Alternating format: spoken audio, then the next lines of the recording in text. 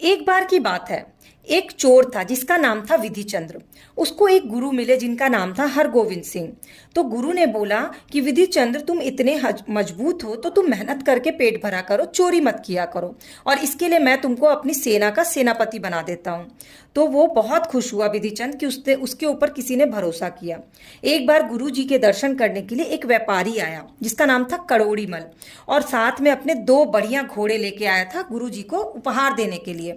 लेकिन इस लाहौर के एक सूबेदार ने उसके दोनों घोड़े जबरदस्ती हथिया लिए। अब वो बेचारा रोते हुए गुरुजी के पास पहुंचा कि गुरुजी, मैं आपके लिए दो घोड़े उपहार के रूप में लाया था, पर लाहौर के सूबेदार ने अपनी ताकत दिखा के मेरे दोनों घोड़े अपने साथ ले गए। गुरुजी को उपहार ना मिलने का कोई दुख नहीं हुआ, लेकिन लाहौर के सूबेदार ने गलत किया, इस बात का उनको बहुत दुख हुआ। उन्होंने तुरंत विधि चंद्र को बुलाया और बोला कि जाओ, मैं तुम्हें एक काम सौंपता हूं, जाओ लाहौर और उन दो घोड़े को लेकर के आओ।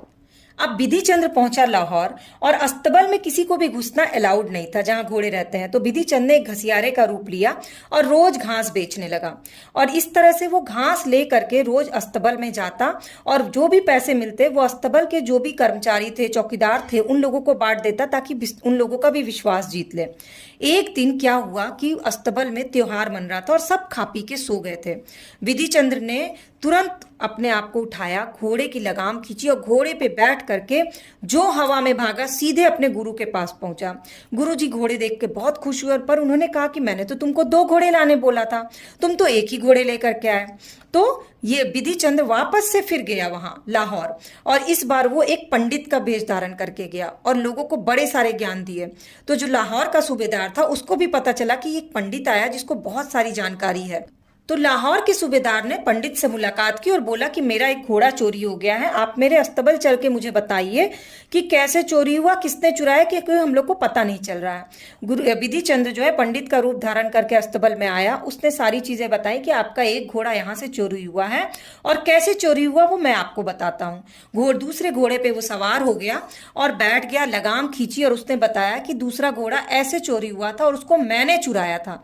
इतना कह के उसने घोड़े की लगाम खींची और घोड़ा एकदम हवा से बातें करते हुए सीधे गुरुजी के दरबार में पहुंच गया, और इन लोगों को समझ ही नहीं आया, इतनी तेज उसने घोड़े को उड़ाया।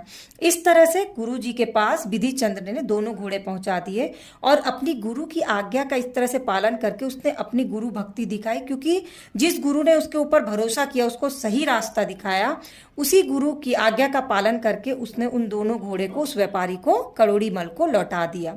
इस तरह से इस कहानी से क्या सीख मिली कि हमेशा हमें सही रास्ता चुनना चाहिए, अपने गुरु की आज्ञा का पालन करना चाहिए। आपको कहानी कैसे लगी नीचे जरूर बताइए।